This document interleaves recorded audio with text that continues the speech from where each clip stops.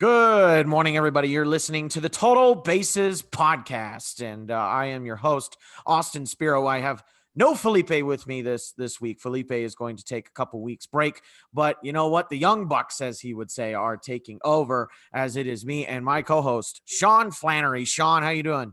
Awesome. And Felipe's done a lot of hard work, and he is a dad.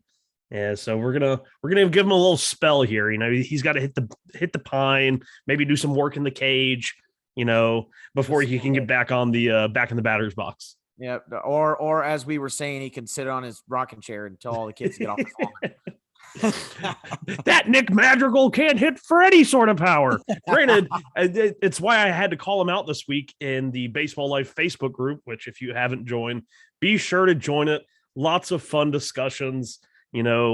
It's the best baseball group on Facebook.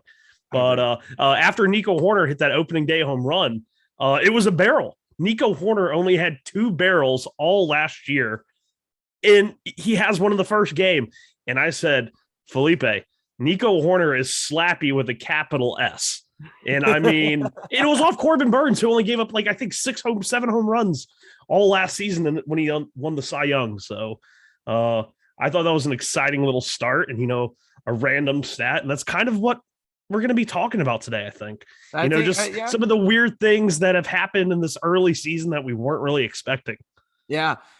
Things we weren't really expecting. We're going to talk about maybe some opening day sleepers. We'll be talking a little bit about the new players on new teams and how they're doing so far. And we'll talk about the ridiculous small sample size stats that you have at the beginning of the year. Before we get into that, though, you did a little traveling and did some fantasy mock drafts. How'd that go?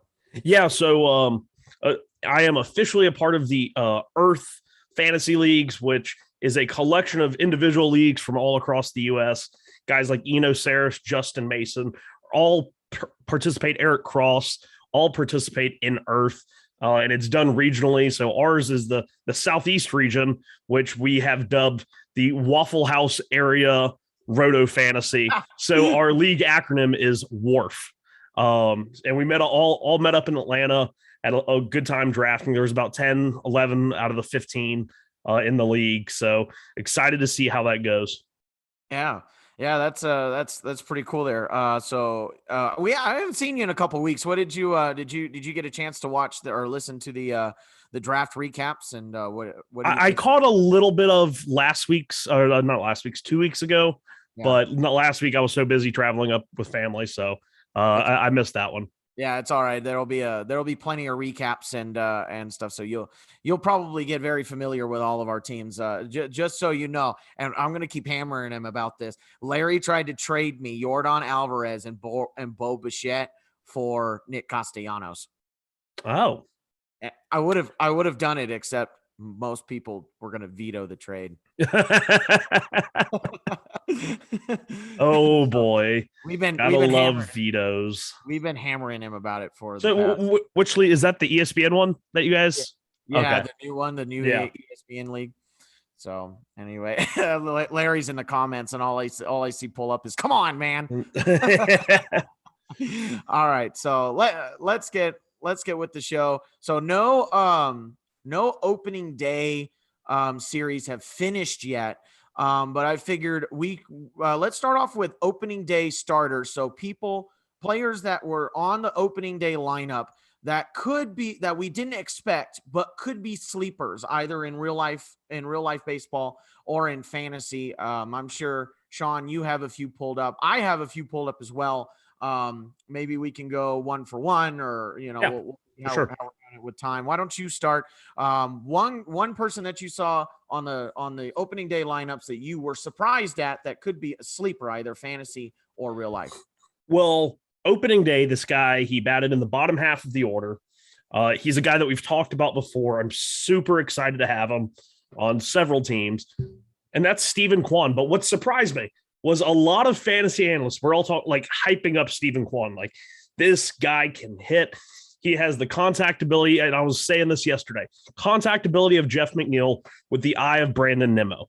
I mean, it's like the two craziest things. He already has 3 walks, had 2 walks opening day, which led to Terry Francona lifting Kwan from the 7th spot in the batting order to 2nd, which makes him very fantasy relevant because the guy in front of him is Miles Straw, who, of course, we love. And the guy behind him is Jose Ramirez. And the guy behind that guy is Franmil Reyes. And if Stephen Kwan's going to have like a 370, 380 on base and hit 300 and behind Miles Straw, like this is an actual piece. But it was so funny because everyone's like, Stephen Kwan will be batting the top third by June or July. And game 2, Terry Francona is like, nah, he's up there now. And I was so hyped like when they announced it because they had just announced the Miles Straw extension. And then Stephen Kwan, they released the batting order, was batting 2nd. I was so hype at work yesterday. Yeah. It's so funny because I remember researching him for the fantasy and I remember when I was researching him, they were pretty much like, he's a little more defensive. He's got a bat, but he's a little more defensive. And then all of a sudden I'm looking at some of these offensive numbers of his and I'm like, this is a defensive guy. Not quite sure if this is this just a fluke or what do you think? I mean, Fangraphs doesn't give out 80 grade hit tools every day. I think there's been a grand total of 3 of those like in my lifetime. And that was Vlad and Wander. And that's all in the last 4 years. So he did have an extra base hit yesterday, another walk. So I really do think he's just going to be an on-base machine. And I think that Cleveland team, everyone said, oh, they're piling it in, they're just going to tank this year. But, they extended Jose Ramirez. Yeah. They extend Emmanuel Clase. They extend Miles Straw. They're building a nice little core here. And in the minors, Daniel Espino, one of their top pitching prospects, and a guy who's probably my top pitching prospect in baseball, struck out, I believe, 9 of his 12 outs and struck out 8 of the first 9. He did give up 2 solo shots, but he was topping out at 101. I mean, and this is opening day in Double-A, and he's, I think, 19 years old, 20 years old. So they have a lot of pieces coming up. I think people could be sleeping on Cleveland this year, and I think they could sneak into the playoffs. Okay. All right. That's interesting because I remember in the prediction show I think I have them 3rd. Yeah, you had them 3rd. You had the Twins. Yeah, I have the Twins right in front of them, but I think with the Stephen Kwan, like actually, I thought he was going to be stuck. They were barely going to play him. He was going to be like a 4th outfielder. But my hope is renewed for I've been calling them the Indians, the Cleveland Guardians. I'm so sorry. But yeah, there we go. I have renewed hope for the Cleveland Guardians. All right. 2 games in, and he's already hyped about the Guardians. Never thought I'd say that phrase. All right. So there we go. The first one is Stephen Kwan. So are you saying in fantasy lineups, go pick up Stephen Kwan? Yeah, if Stephen Kwan is available, I mean, if you're only like a 3 outfielder league, then like 3 outfield, 12 team, maybe not. Like he could be a bench guy. But if you have 5 outfielders, I think he's a guy who could legitimately win a batting title, and he's going to post a lot of runs, maybe a good amount of RBIs too, because not only is Miles Straw batting first, but they've been batting a lot of Andres Jimenez, like 8 and 9. So a good amount of speed and on base in front of him too, that he can knock in and maybe get about 60, 70 RBIs. In CBS League, Stephen Kwan is rostered by 17% of rosters and is starting 6% of them. Yeah, that needs, the roster percentage definitely needs to go up. In shallow leagues, you might have a hard time starting him. But like I said, like he's going to get you 15-ish stolen bases, bat 300 plus, maybe 10 to 15 home runs. I mean, it's definitely the sum is greater than all the parts. Right. All right. I guess we'll go with mine. I have a few. I have like 3 that I looked up, but the one that I'm going to pick right now is I think this might be more of a homer pick than anything. It is going to be an Angel, but I did not expect this guy. I expected him to get pulled up this year, but I didn't expect him to even make the roster or the opening day roster. And the reason why was because they had Justin Upton. And then when they designated him for assignment, he was the next guy up, and I was really happy to see it. But his spring training, He played in 16 spring training games and had a slash line of 286, 302, and a 530 and 538 with 3 homers and 4 stolen bases. I'm talking about the number 1 prospect in the Angels system, Brandon Marsh.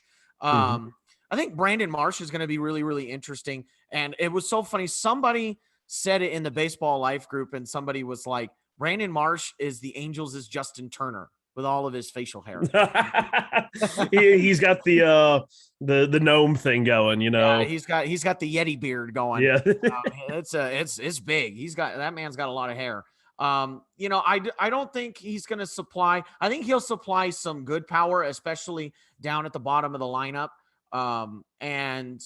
Obviously he's going to steal some bags. He's got some wheels on him, and I mean he's the number 1 prospect, and he's one of the top 100 prospects in the system, in the pipeline. So, or he was former. He doesn't qualify anymore, but I think Brandon Marsh could be a good pickup maybe later in the season as he gets some playoff time, or as he gets some playing time. And now that Justin Upton's out of the way, he's going to get some more playoff time out there with Joe Adell. And he doesn't have as much pressure on him with Shohei Ohtani, Anthony Rendon, Mike Trout. They have other bats in the lineup, so they're not worried about Brandon Marsh. So I think Brandon Marsh might wake up a little bit and become a little bit of a fantasy relevant player. I think the thing that's going to be against him is he's going to be at the bottom of the lineup. He's not going to be necessarily closer to the top. But I think, if you're looking for a stolen base pickup, or maybe, you need a little bit more support in home runs, you could grab Brandon Marsh. What do you think about the Brandon Marsh pick? I feel like Marsh is a guy who might be a better real life player than fantasy player, but he definitely has the tools to be an impact fantasy player because of that speed. The defense will keep him on the field, which is, we don't really talk about, we mentioned this probably every few months, but defense normally doesn't get counted in fantasy. Right. But the way that we do count it in fantasy is if you're a good defender, you're less likely to come off the field. The less likely you are to come off the field, the more at bats, the more plate appearances. And with all of those, you get more home runs, you get more stolen bases. So Right. it is an important part to keep track of. And Brandon Marsh definitely has the tools, or else he wouldn't have been ranked such a high prospect in the minors. And really, high prospects come up all the time and they struggle. And that was what Brandon Marsh kind of was last year. And it'll be interesting to see what he does this year as well. I think so too. So do you have another sleeper over I do. And this one came just a day or so, right before opening day. I'm not sure if you guys hit on it last weekend, or because I think it was on Monday. So you guys might have talked about it on the predictions show. But the move the Tampa Bay Rays made by trading Austin Meadows to the Tigers opened up playing time for a guy who had already been optioned to the minors. They called him back up after the Meadows trade, and that's Josh Lowe, who it is actually Lowe. Don't people are going to say, no, it's Lowe. No, I watched Josh Lowe for the entire 2019 season. And he was a guy who kind of reminded me of Jock Peterson. Jock Peterson in the minors, had stolen base potential. He had power potential. He had a great arm in the outfield. And he just looked like a baseball player. I know I hate when people say that. They're like, oh, I look at that guy.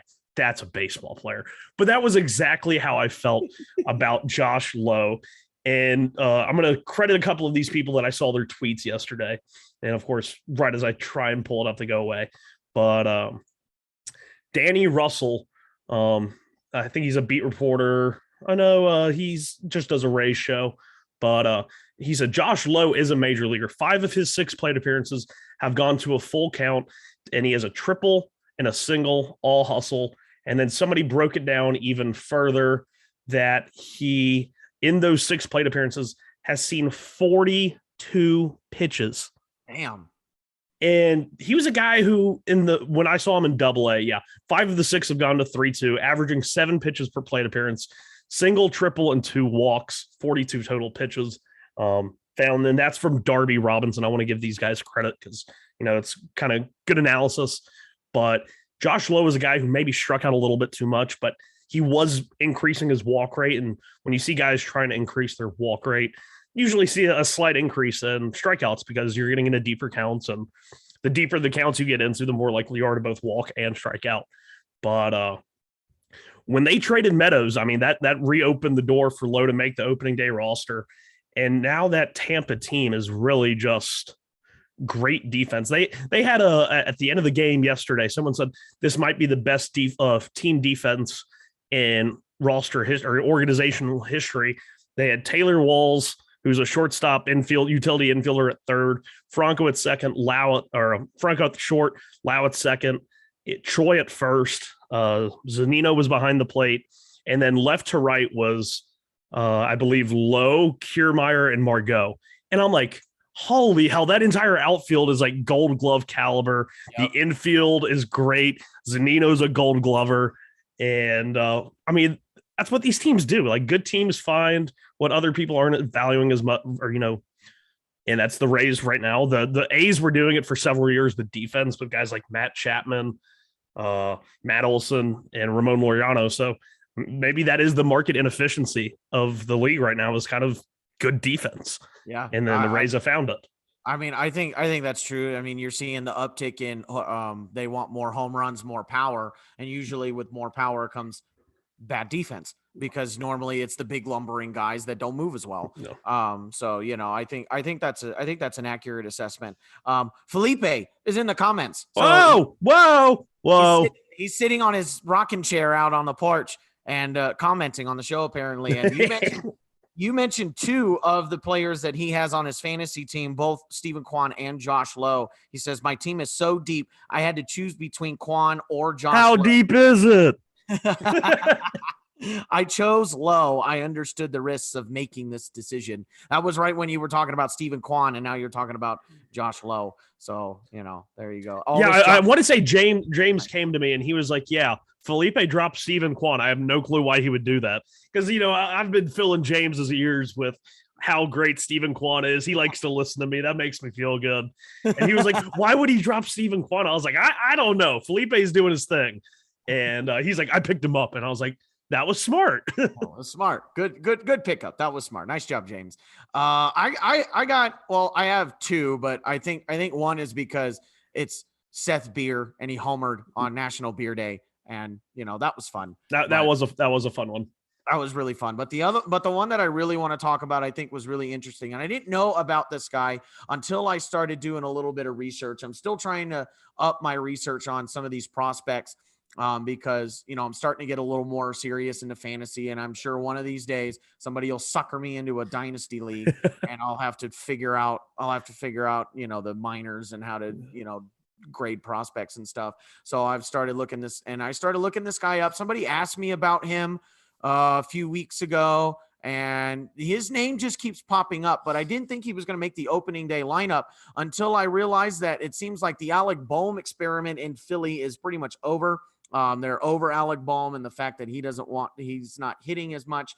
And so this guy made the opening day lineup. I know. And he seems to be a pretty his spring training. He had really good, I know it's spring training, but he had a really good spring training. His slash line was 419, a 514 OBP, and a 581 slugging. I'm talking about Bryson Stott. So Bryson Stott is a shortstop prospect, but they put him over at third to replace Alec Boehm. He's more of a contact hitting guy, if I remember correctly, but he had a pretty decent hit tool. I'm trying to pull up his Fangraphs page at the moment.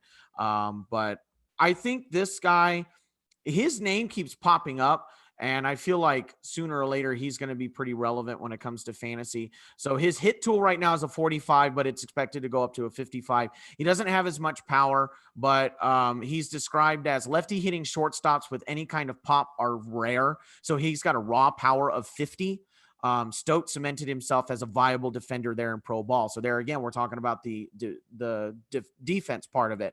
So if he's cemented himself as a viable defender, his hit tool will go up, and with that raw power, we'll see if that translates into any sort of fantasy relevance. What do you think of Bryson Stott? Well, I like him, and I'm not 100% sure, and you might be right, I might be right here, but I believe it's Stott. I don't know. I think I believe it is Stott. But he reminds me, he was the 14th overall pick in 2019. So obviously, if you're getting picked in the first round, the first half of the first round, Like you got to be doing something right. From UNLV, which we just seem to see so many good players come out of the Las Vegas, both in high school, college. This is just a continuation of that. I do agree with he has a lot of potential. I'm not sure if the Bohm experiment is over. I think this is just a way, because right now Didi Gregorius is on the roster. They have to play him. He's getting paid. He's a Joe Girardi, one of Joe Girardi's favorites. That's why Didi came to Philly to begin with.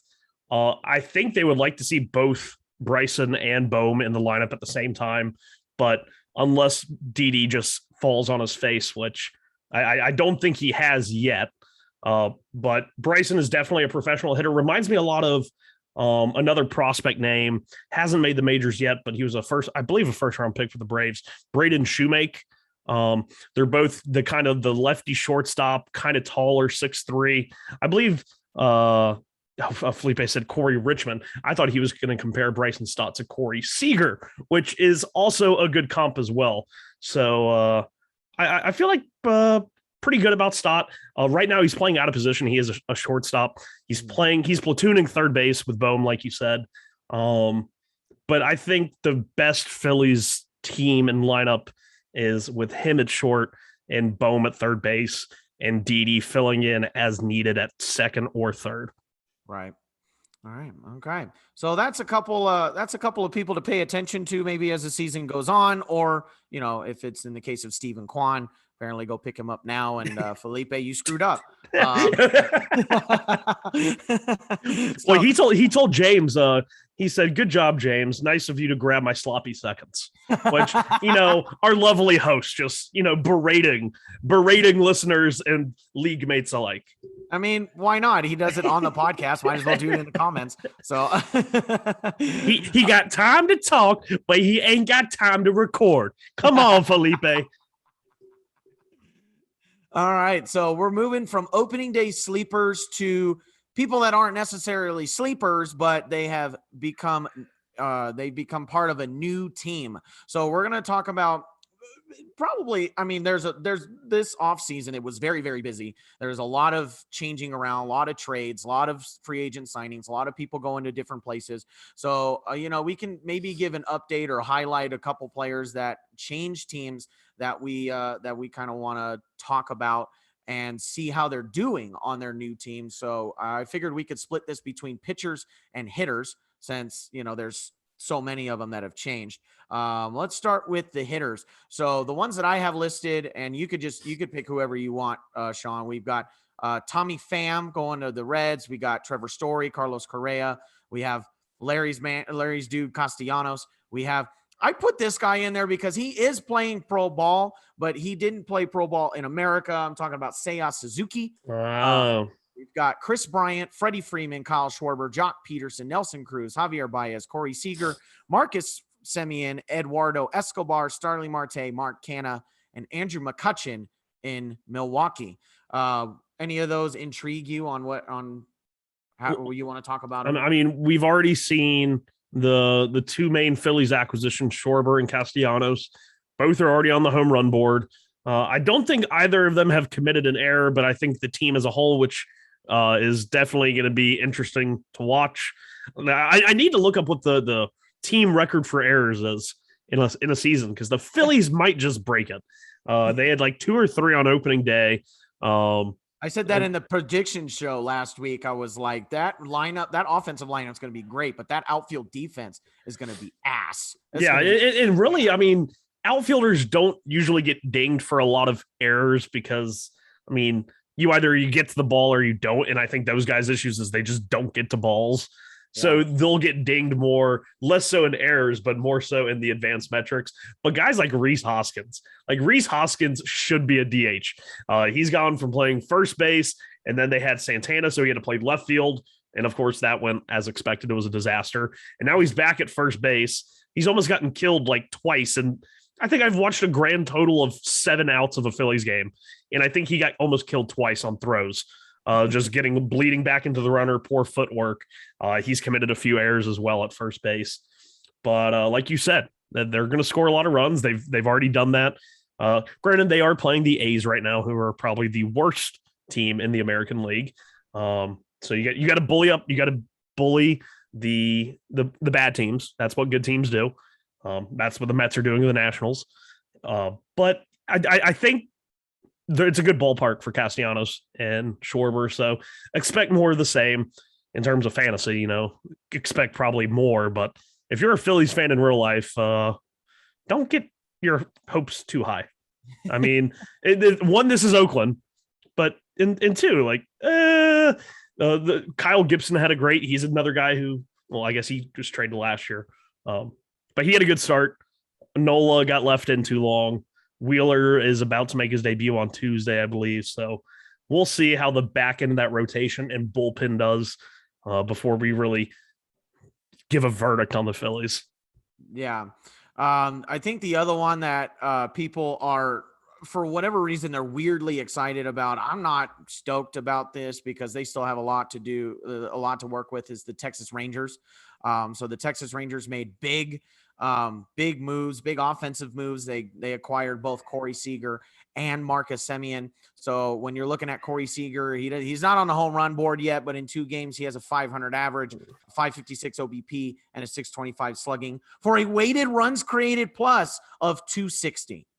So, it was really fun to see, after Thursday night's games, or when half the league played Thursday, half the league played Friday, and everyone played one game, and you go back and you look, and there was people with a 400 WRC plus, and I was like, my heart is happy. And then you realize it's just not going to stay there.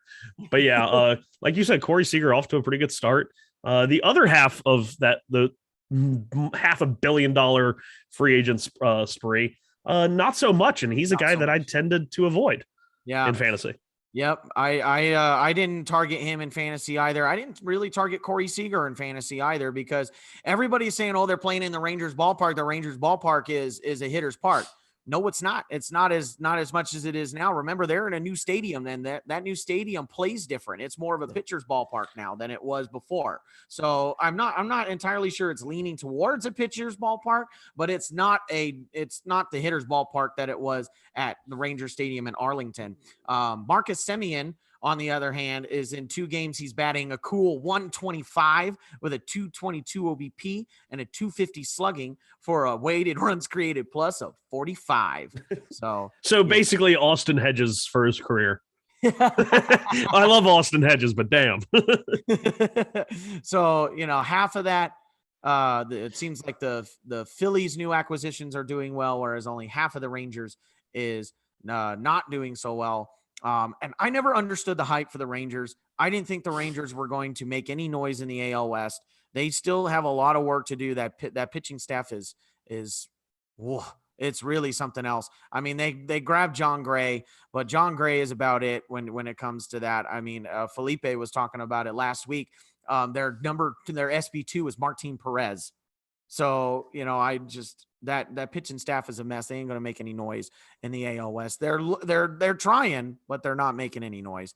Were you one of those that were excited about the Texas Rangers going into this season? I was cautiously optimistic because I think the AL West is kind of, I don't want to say up for grabs, because Houston is definitely the favorite, and they're showing it 3 games in. They're having a great series at your team's expense. But you guys won last night, so that's the 2-1 in the series. The Astros are 2-1. We're 1-2. Yeah. But off the point, the Rangers, I feel like, are a team that could maybe sneak into it.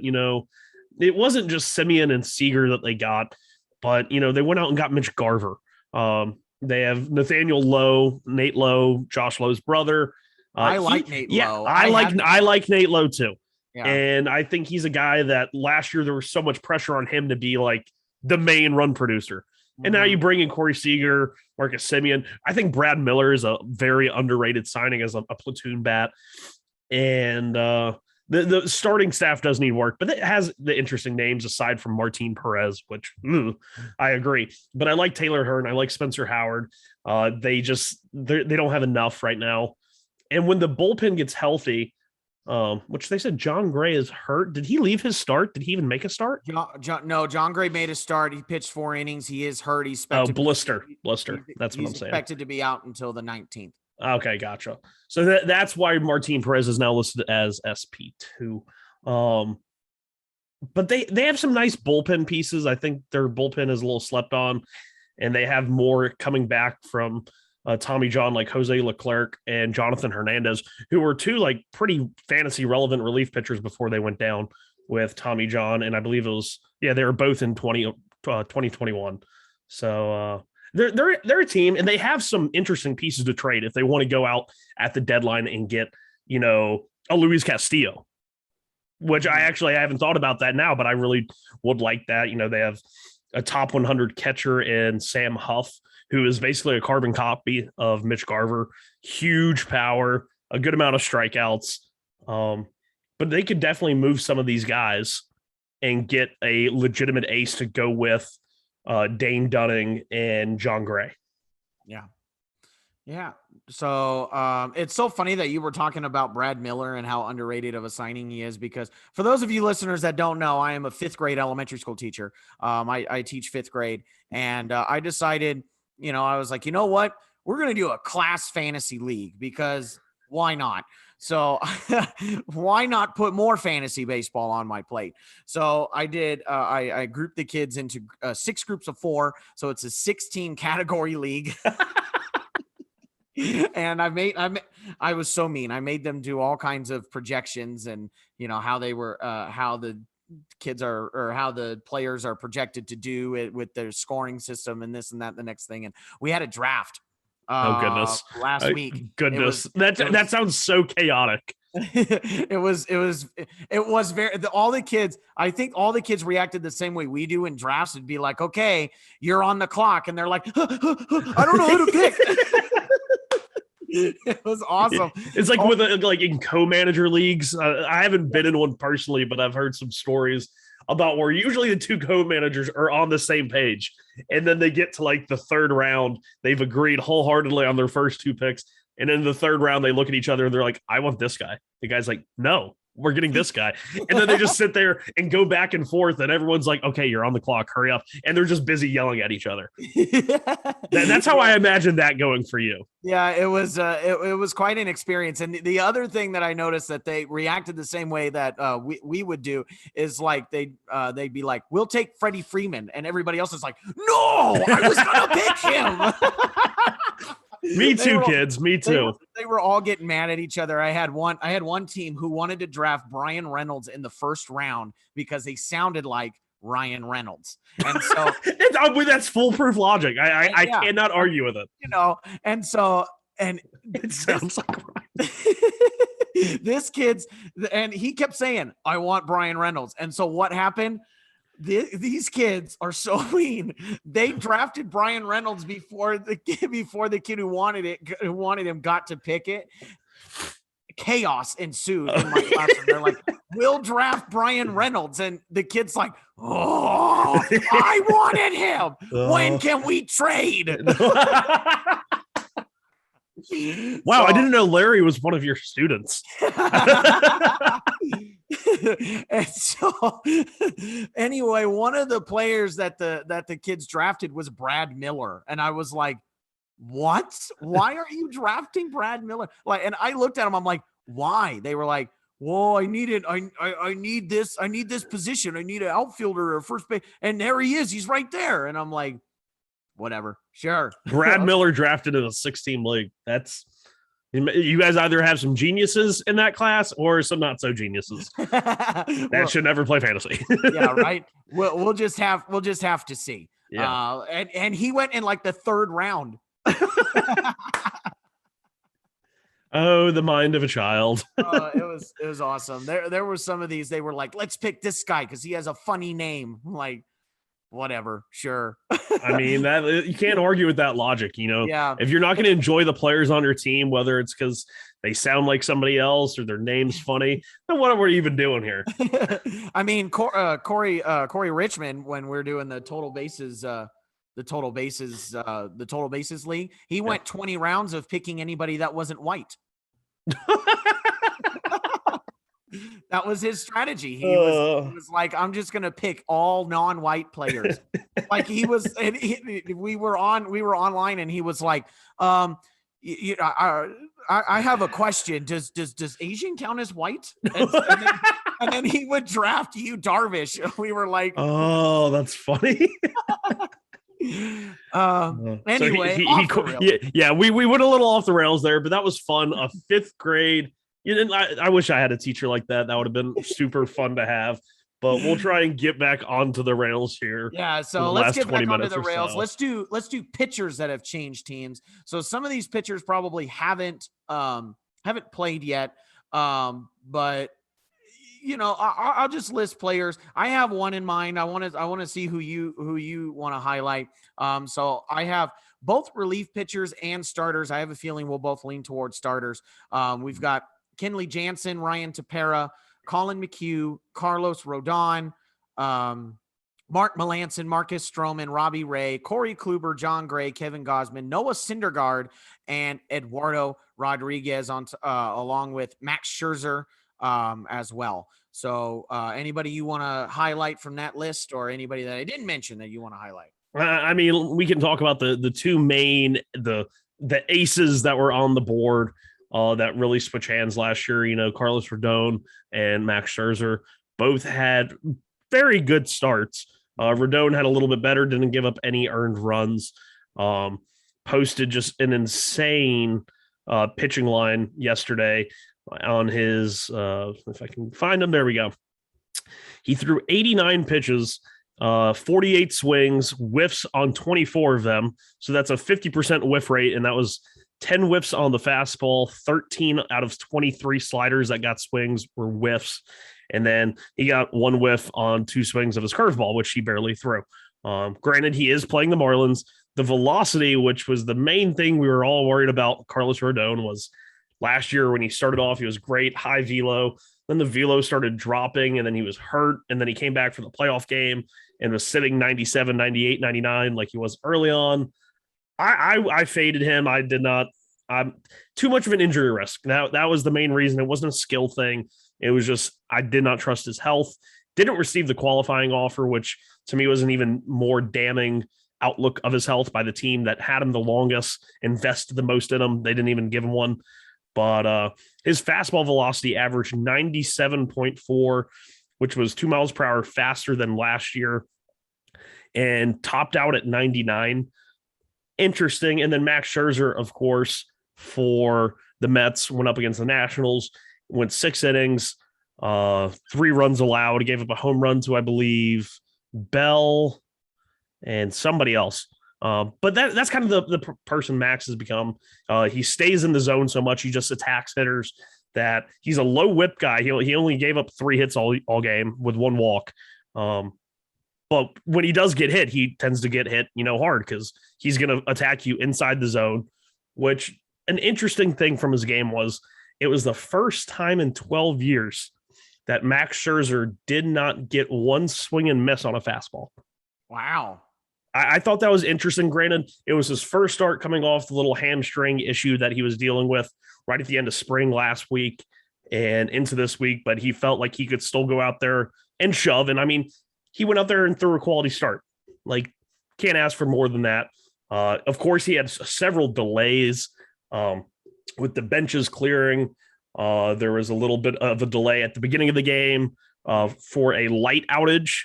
The lights did not turn on in the stadium. And of course, I had to take to Twitter and I was like, I guess the Nationals tried to defer the payments on their light bills too. And I mean, but it was like a 15-minute delay. So pitchers are creatures of habit, they're ready to do this from this time period, and then they're on the mound and they're pitching.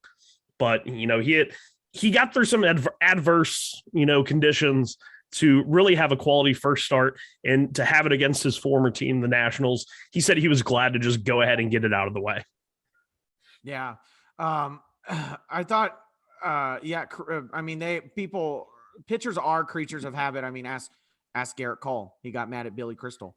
Oh yeah, because the what is it? Their pregame ceremony took 4 minutes longer than it was supposed to, and he got really mad. Oh well, like I saw him and he was on the top step and he was like pointing and shit. I'm like, what the Yeah, hell? Like, yeah, he was really calmate, mad. way. Yeah, Like, and then in the press conference afterwards, he was like, "Yeah, that 4 minute delay really messed with me." I was like, "It's 4 minutes. It's 4 minutes. What is the big deal?" Like, I don't know. Maybe it's because I wasn't a pitcher, and we always used to make fun of pitchers because we're like, pitchers are such prima donnas, because they're such babies, and you're not making it any better, Garrett Cole. So, look, and I think it's going to be real, even tougher on Max Scherzer with DeGrom going down.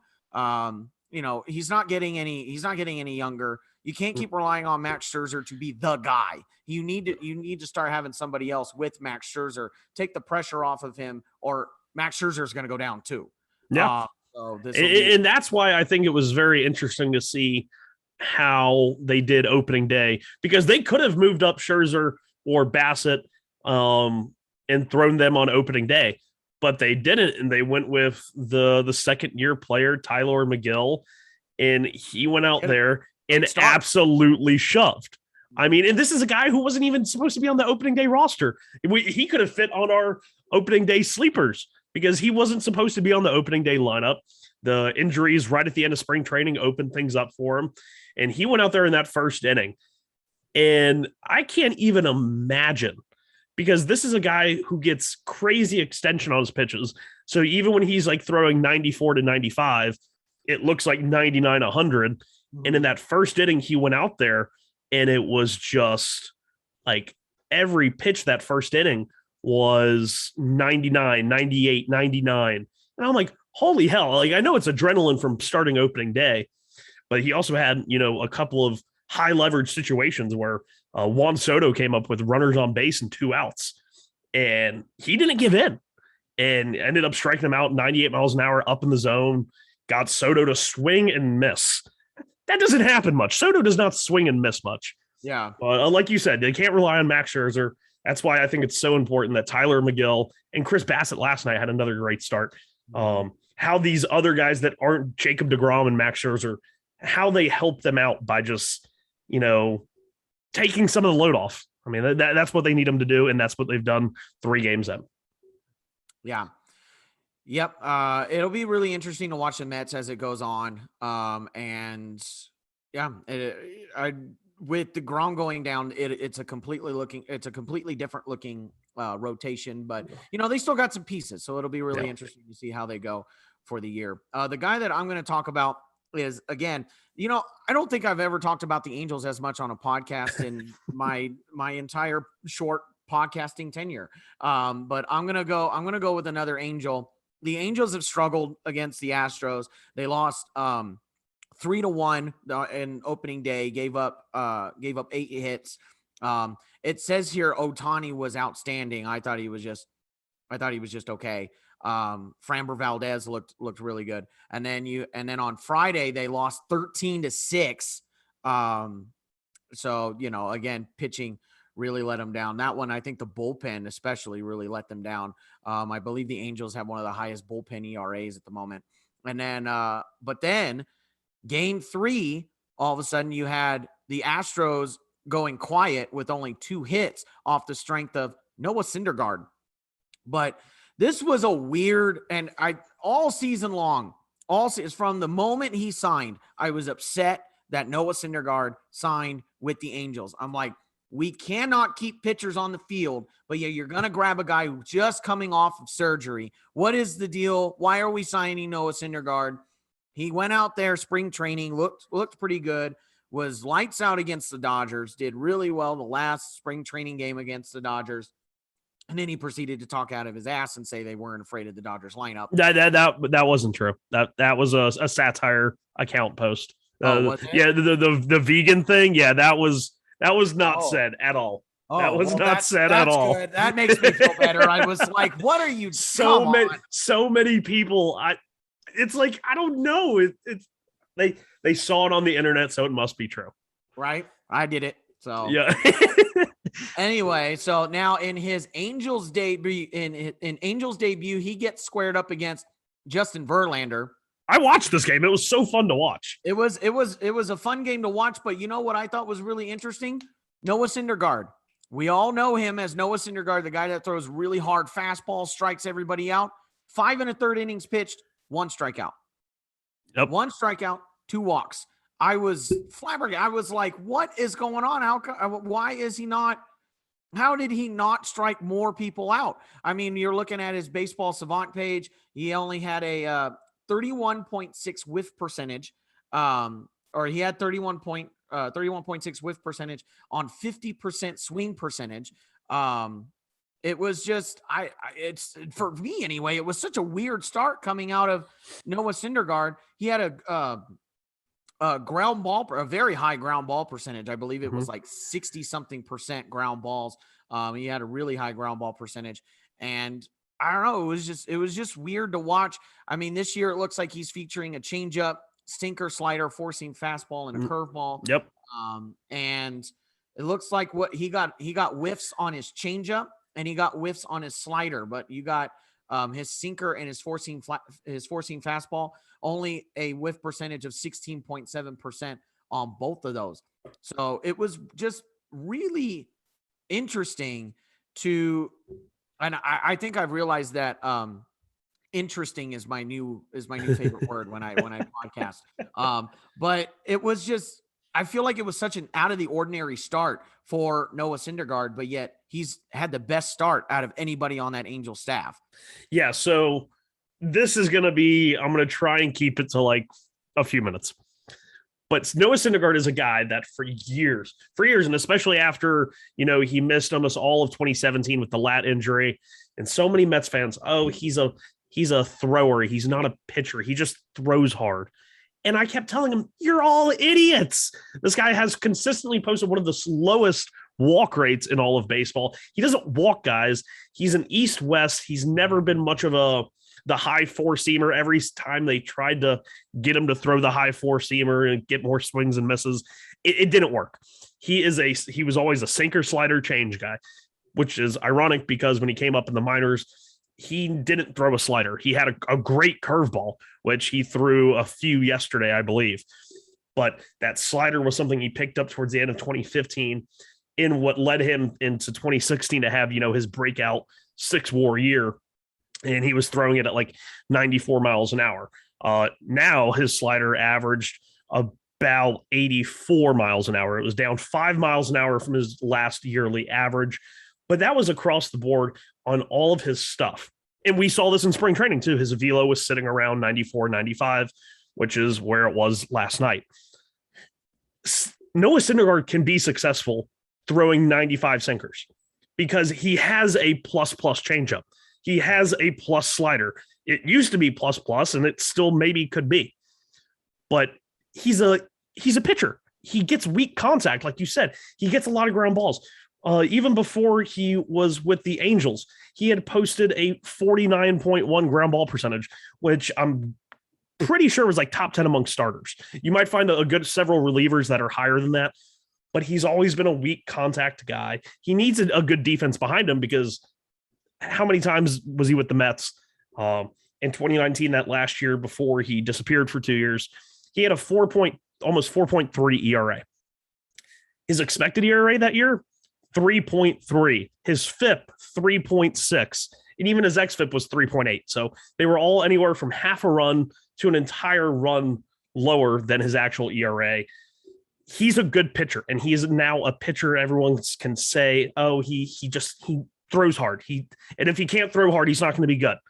No, this guy, he has all of the pitches. He knows how to work them onto the corners with the movement, which is a great thing for him. Max Stassi is a great framing catcher. I think Noah Syndergaard will be fine. His K per 9 for his career is only 9.68. I mean, that's barely over 1 per inning, but he's always posted above average K percentages from like 24 to 27%. Noah Syndergaard is fine. It will be really exciting if any of that velo comes back. Really exciting. Yeah, I think, and if that velo does come back, he doesn't need it, but that could really change things. Yeah, that changeup is going to be even more dangerous when it comes to if he starts averaging his fastball back to 98 miles an hour like it was in 2019. I'm looking at his baseball savant sliders now, and it's so funny because I thought for sure that he was a high strikeout guy. This is 2022 now that I'm looking at it. He's in the 22nd percentile in K percentage in 2022. I thought this was still 2019. Yeah, you can change it to 2019. He was 61st percentile. 2018, 61st again. I mean, he's never been a huge strikeout guy. He gets strikeouts, but he just faces like a small amount of hitters. And so really that's why a lot of people will pick K percentage over K per nine, because if you don't face a lot of guys, if you get a lot of quick outs and you don't walk guys, you're going to have a lower K per nine because you're facing less batters. Yeah. But he's a guy who I'm not terribly worried about, like whether he's throwing 95 or 100, he knows how to pitch. So right. I'm not too worried about him. I mean, I'm looking at it right now. In 2018, average exit velocity, he was in the 90. What is that? Get out of the way. He's in the 94 percentile. You look at 2019, he's in the 91st percentile. And his first start in 2022, he's already in the 83rd percentile. So he does get a lot of weak contact. So maybe people like James Hannibode, who's in the comments saying he's always been high on Noah Syndergaard. Maybe there's something to Noah Syndergaard, and maybe I'll have to eat my words at the end of the season and have to apologize to Noah Syndergaard for saying fuck Noah Syndergaard. So hey, I will come through this screen if you say that. Anyways, all right. So we have looked at some new faces on new teams. We've looked at opening day sleepers. Let's have some fun and let's look at some small sample size stats for 2022. So I was looking at it this morning and just had to chuckle because some of these stats are just off the charts and they're hilarious. So I'm going to give you the Fangraphs top 10 for weighted runs created plus. Oh boy. And this is because basically everyone is a qualified hitter. Yeah. Everyone's a qualified hitter at this point, and the names on here is so funny, and the stats and the weighted runs created plus is so funny. I'll go from 10 to 1. So number 10, Seattle's Ty France with a 328 weighted runs created plus. Hey, Ty France can hit. Yeah, he can. Alex Verdugo is number 9 with a also 328 weighted runs created plus. You have Teoscar Hernandez, who had that comeback double for the Jays at 333 weighted runs created plus. Gene Segura, people have people like Felipe have been bagging on Gene Segura, 343 weighted runs created plus. Your man Steven Kwan is 6th with 349. A 38% walk percentage and hasn't struck out once. That can totally last all year, right? Right. Number 5, Anthony Rizzo, 350 weighted runs created plus. Number 4, Baltimore's Anthony Santander with 371. Here we go. Ready? Number 3, Ian Happ with 420. Number 2, Rhys Hoskins, 485. And number 1, Nolan Arenado. Oh my God. You said that, and Melvin, I think, just creamed himself. With 506 weighted runs created plus. It's okay. Don't look, Melvin. Don't look. We know Nolan Arenado's not that good. We know it. Don't let Henry change our mind. Oh, I love that. So did you see any weird offensive stats that you want to talk about? Maybe somebody who's struggling, or somebody who's on fire right now, or maybe a particular team who's on fire or struggling. I think it's interesting that, almost every team's played 2 or 3 games, and there's only been 10 stolen bases in baseball. Yeah. Starling Marte attempted a stolen base opening day, was thrown out by Keibert Ruiz, who has an absolute cannon, by the way. He does. But the 10 guys with stolen bases, you have Kyle Tucker, Paul Goldschmidt, yeah, Luis Robert, yeah, Jorge Mateo. Name to keep an eye on: Jorge Mateo, the former Yankees uber prospect. He had like 70 stolen bases one year. He's in Baltimore now, and he's probably going to play every day. And even though he's in Baltimore, like, he could have a Jonathan VR like season where he's really not that good offensively, but he might hit 15 home runs and steal 35 bases. Like could be a league winner in 5x5 stuff. Manny Machado stealing a base, Dylan Carlson, Miles Straw, Jose Altuve, who we all thought was done stealing bases, probably is. Tommy Pham and Jared Kelenic, only 10 stolen bases, and it's I thought interesting tidbit, but we'll see. I hate chasing stolen bases, and this is why. Yeah, I mean, Miles Straw stole a base on opening day, and I was like, all right, Miles Straw's already paying off for me, stolen bases. So the one thing that I thought was really interesting, I'm going to highlight one team because this team is not known for run production. I mean, we had a hashtag about it last year, hashtag free DeGrom. The New York Mets are right now listed as the third best team in terms of team weighted runs created plus. And they are also, they are first in team offensive WAR with 1.6 ahead of Houston, which is which they're at a 1.2. I just thought that was kind of fun to look at because we don't really see, we're used to the Mets not producing runs, but that lineup, they added some offense to that lineup, and that the fabric of that offensive lineup may change a little bit, and we may see some more run production. What do you think about I mean, you're a Mets fan yourself. Yeah. What do you think about the Mets offensive lineup? I think it's very, they're playing all along. They brought in Starling Marte, Mark Canha, Eduardo Escobar. These are all guys that hit for varying degrees of batting average. Canha is like a 240 guy, but high on base. And for having a low average, he makes a good amount of contact. He doesn't strike out that much. Same thing with Starling Marte. Same thing with Eduardo Escobar.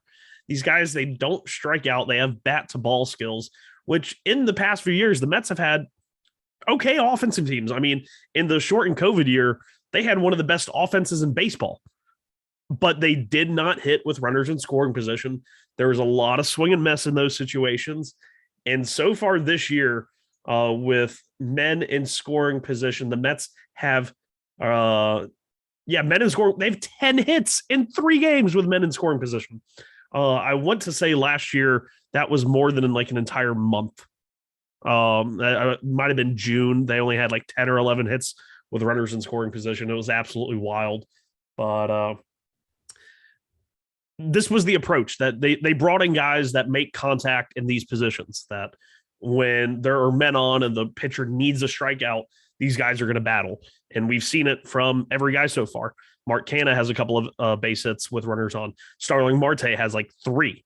So good to see Robinson Cano, him coming back into the lineup. He brings you a lot of the same stuff, doesn't strike out, makes contact, and puts the ball in play, which when you have men on, that's what you have to do. That's what the good teams do. That's what Houston's done. Everyone talks about, Houston became so good because they cheated or because they did crazy things with spin rates on pitchers like Garrett Cole and Charlie Morton. No, they brought in a bunch of guys that make contact. Jose Altuve, Michael Brantley, Yuli Gurriel. These are all guys that are contact masters, but can also drive the ball for power. And I think that's what the Mets were trying to copy here. Yeah. Yeah. So I want to flip it for a second, and I want to go to the bad teams, the bad offensive teams for the first few games of the season here. So when you flip it and go to the lowest weighted runs created plus, you see some of the teams we expected to see. The Nationals are at 31 rated runs created plus. The Diamondbacks are the same, even though Seth Beer hit a homer on National Beer Day. The Royals are there. The Reds are there. Cleveland is at 47 weighted runs created plus and have scored 1 run in the games that they've played so far. And you know why they scored it? Granted, he probably would have been able to score it without the stolen base, but Miles Straw got on, stole second, and then Jose Ramirez hit a double to bring him in. But with Miles Straw's speed, he probably was going to score from first on a double. But I thought that was interesting. Hey, Stephen Kwan only has 1 game in the 2-hole. They're going to score a bunch more runs with him in the 2-hole. just because of Stephen Kwan. And then we have Oakland, Minnesota is down there as well. But the 8th lowest lineup, or the 8th lowest weighted runs created plus, the Los Angeles Dodgers. They're at 72 weighted runs created plus, struggling at the beginning. And I believe they faced Colorado, didn't they? I think their first series was against Colorado.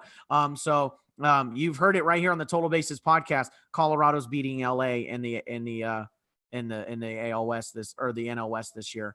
That's how. I'm gonna take the over on all of this. Herman Marquez did have a good start for Colorado. LA seems to they're all offensively, not offensively, pitching wise. They struggle going into Colorado, and of course, it's every team struggles pitching in Colorado. But Los Angeles usually just has to like bully these guys when they go out there. They have to score like 15 runs. But they didn't do that yesterday. Tyler Alexander, who was a free agent, not Alexander Anderson. God, he actually piggybacked in the start yesterday off of Tony Gonsolin. Yeah, LA, just let them get back to home. Once they get back to home, they're going to be like the best team in the world. Yeah. I know everyone was like, don't burn your jerseys yet. Don't burn your jerseys. Don't burn the jerseys. Don't burn the jerseys. don't burn the Freddie Freeman, Trey Turner jerseys. They're going to be just fine. Just fine, guys. Because you need to tell Dodger fans that before they start burning they suck this year, and then they burn it, you know. Anyway, I think one thing you wanted to talk about, I know we talked about it briefly, was the Toronto Blue Jays struggles pitching. So the Toronto Blue Jays are struggling in terms of pitching right now. They have I believe they have one of the highest where is it? Anyway, yeah, here it is. They have the 6th highest ERA overall with a 5.5. But when you go to starters, I thought this was funny. When you go to the starters, way you said that, I thought this was funny. I thought this was hilarious. When you go to starters, the Toronto starters have the league worst 11.81 ERA.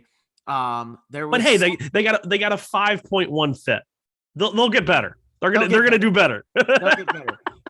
Toronto fans, don't burn the jerseys yet. They'll be just fine. Sorry, mate, we weren't gonna burn them. Anyway, but yeah, honestly, no, like Jose Barrios, I know a lot of Toronto fans. It was a smart deal to actually extend him after they gave up so much, and it wasn't a overpay in terms of money. I just don't think Jose Barrios is that caliber of pitcher to get that contract. But they went out, they got him, they got Gausman. But I'm not sure how I feel about Gausman in the AL East. Anytime a pitcher comes into the AL East, me and Felipe have talked about this for years now. I get nervous. Like when Ryu came to the American League East, I was like, yeah, not crazy about that. But Jose Barrios, I think, is not a one guy. And I mean, granted, Gausman could be their one, and Barrios is a good two. But I don't know. I think Jose Barrios, every year we hype him up. He has great stuff. I mean, the fastball velo is solid, 94-ish, and he's got the great breaking ball. But after so many years, it's like he's been in since 2016, and 2017 was like his first full season as a starter. And from 2017 to 2021, it's a 3.7 ERA, 3.79 FIP, xFIP slightly over 4. I mean, that's a serviceable pitcher, but people talk about Jose Barrios like he's an ace. And I don't think he is. I really don't. I think he's a good pitcher. I don't think he's an ace by any means. And now he's in an even harder division after spending all those years in the American League Central, which in those times were solid divisions, with the Indians, but it's not the American League East. It's not. And last year, I don't think this is a move that is going to go how Toronto fans think. Yeah. Yeah, I mean, it's always tough with pitchers going into the AL East, because you guys got to remember that's a murderer's row right now. I mean, you got the Yankees who have a whole lot of thump, a whole lot of power. You have Anthony Rizzo and Giancarlo Stanton both with what is going on with my stop it. For whatever reason, I don't know why ESPN thinks I want to watch videos right now. Sorry about that, guys. Anyway, you have Anthony Rizzo and Giancarlo Stanton already with 2 home runs. You got, I mean, Boston, I'm not expecting them to make very much noise in the AL East, but they still got some thump in that lineup. You have the Rays, who, they're always a thorn in the side, and then you also have Camden Yards. Yeah, they moved the fence back, but you still have to play, or, he's probably going to make 1 or 2 starts there. Yeah. And those starts add up. And granted, I think they said that Toronto started using a humidor, so it's a little less hitter friendly. I think all stadiums are supposed to be using it this year, something like that. But even then, it's one part the fields you have to pitch in the American League East and the ballparks, and it's another thing is just the lineups are good. Yeah, I mean, and even Baltimore has power guys: Anthony Santander, Trey Mancini. These guys can drive the ball out, and I don't know. And obviously, Jose Barrios just had a blow up start. I mean, he didn't get out of the first, and when you see stuff like that, it's okay, something just wasn't right. But then Kevin Gossman went out there, and Texas has. We just talked about Texas's offense. They're a good offense with Corey Seager and Simeon, but Simeon didn't really do much. Yeah. I mean, so I think Toronto, they're going to go as far as that pitching allows them to go, allows the offense to go. Because obviously the offense is awesome. Yeah. When they came back from 7-0, I was like, what? But the pitching, or the team's only going to go as far as the pitching allows the offense to go. Yep. And I mean, I was just going to say, I mean, despite the pitching struggles, they're still 2-0. I mean, they beat the Rangers 10-8, and they came back down from 7-0, won 10-8 in their home opener after not being at home for the last couple of years. And then the following day they come in and beat the Rangers 4-3. So I mean, they're going to be. I mean, they're still 2-0 despite the pitching struggles. They've still won both their games. I think they're going to be another one. They're going to be fine. Yeah. So and they will conclude the lineup, or they'll conclude the series today with Spencer Howard going up against Hyunjin Ryu. I like that matchup. I like Spencer Howard. I like Ryu. I feel like Ryu's going to have at least 1 year in this contract where he's like the 2.5 ERA guy. And then the rest, he's just going to be the 4 ERA soft tossing lefty, which has value, but he got paid a lot of money. So. And with the conclusion of some of these series that are coming, these opening series, and the conclusion of the opening series of the MLB season, we're going to conclude this show for today. Sean, do you have any parting words, any last things to say before we sign off here? If you're a fan of a team that's about to get swept, I hope you guys win. Unless you're the Nationals, then I hope we sweep you. If you're a team that is about to get a sweep, then I hope you win. If you're a team that's just trying to not, just get a win, get in the win column, I hope you win. And that's going to be it. Everybody wins. Everybody gets a participation trophy. Everybody sweeps. Nobody gets swept. That's how everybody sweeps. Nobody gets swept. I like that. That's a good line. That sounds like a lyric to like a baseball rap. Anyway, this has been the Total Bases. Podcast. Remember to look for us on Spotify, Apple Podcasts, Stitcher, and anywhere else you are listening to the podcast. You can find us on the Baseball Life Facebook group. You can find me on Twitter at @round_trippers, because I have another podcast called the Round Trippers podcast, where I have multiple guests on. I've had a number of guests from the Baseball Life Facebook group, so you can go ahead and check me out there. Sean, where can they find you on Twitter? You can also find me in the Baseball Life Facebook group, and you can also find me at Twitter at Sean Flannery 13. I'm pretty active over there, so if you want to go a couple of rounds in the Twitterverse, the cesspool that is Twitterverse, come at me. All right. Come at me, bro. Yeah. I wanted to say bro, but I was like, no, that's too much. That's too much. I'm from California. Bro is in the language here. All right. So for my friend Sean Flannery, I am Austin Spiro. You've been listening to the Total Bases podcast. And until next time, have a good one, everybody. Adios, guys.